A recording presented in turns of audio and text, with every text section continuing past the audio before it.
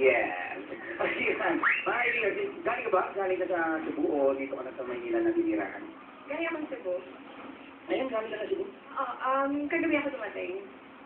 Saan ka ngayon naka-check-in? Gusto lang namin malaman para... Hindi, ibulong mo na lang sa akin. Ang saan yan? Umaos ako ba? Ako ba? Malapit sa bahay namin. 21 years old si Rebecca at siya isang nursing graduate ng anong eskwelahan. University of Cebu, nurse ako. Ano ito yung mga Cebuana, mga... Hello mga Bisaya. I'm here. Especially to the 5 people in my department. Pag syempre, pag nursing graduate, di ba, parang gusto mong puntahan, pumunta ka abroad para makapagtrabaho doon. Tama ba yun? O gusto mo dito magtrabaho sa Pilipinas? Siyempre, we have what we call first greener pastor, diba? Most of the nursing students take course for the greener pastures, what they call. Pero, nandun din naman yung, yung sense of caring na what most of us do have. Yeah. At saka, that's why she's attracted to doctors. Is that right?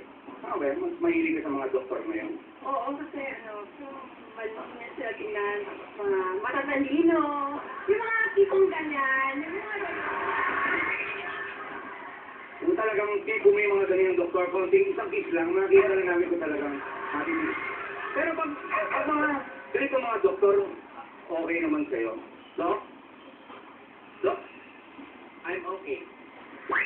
How are you? Nasa sa nurse na, Doc? hi Doc, pwede magpagamot? Sorry, I'm married. Thank you very much. Maiiwasan, siyempre. Mga piliuri kasi yung mga doktor, di ba? Ingat-ingat ka. Hindi lahat ng lalaki, siyempre, mga matitinurin, ha? Ang talent po ni Rebecca ay singing. Mga kaibigan, panoorin po natin si Rebecca Ortiz.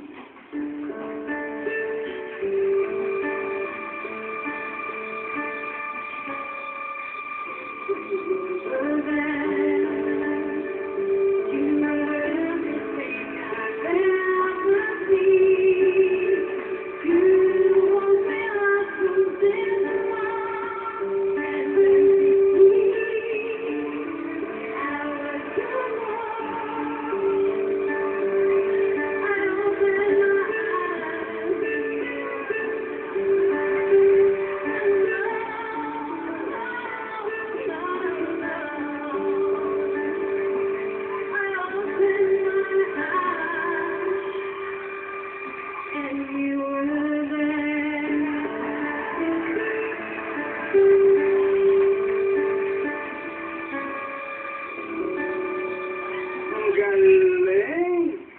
Kasi sobrang galing. Ang ganda mo na. Ang galing mo pa. Alam ba yun? Yes! Yes, salamat, yes. Lovely! Alam nga na dito para sa kanyang kapaglunan. Okay, love?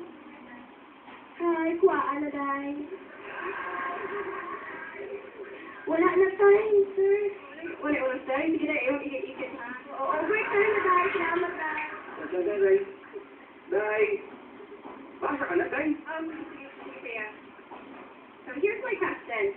Anniversary nga ng boyfriend mo, kaya dinala ka niya sa isang mamahaling restaurant. Pero pagdating doon, katerno ng damit mo ang mga tablecloth at kurtina. Parang commercial, kuya. Lilipat ba kayo ng restaurant? Hirap sa question. Di ba? Pasok ko, tama-tama nakita ko sa commercial yun, di ba? Yung mga ganon. Anong gagawin mo? Lilipat kayo ng restaurant o pagpapatuloy mo ang inyong pagkain doon? Anniversary is a very special occasion for couples.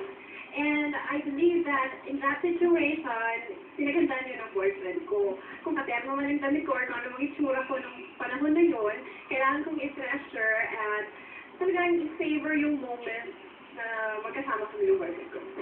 That was it. Yes!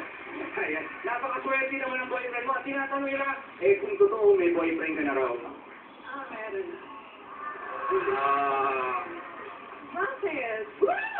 Mga silusin mong walang yang-yang. Okay. Thank you very much. This is number 2 from Cebu City. Rebecca Ortiz! Palakpakan po natin. Samantala, ating idea for charging. Feeling wow.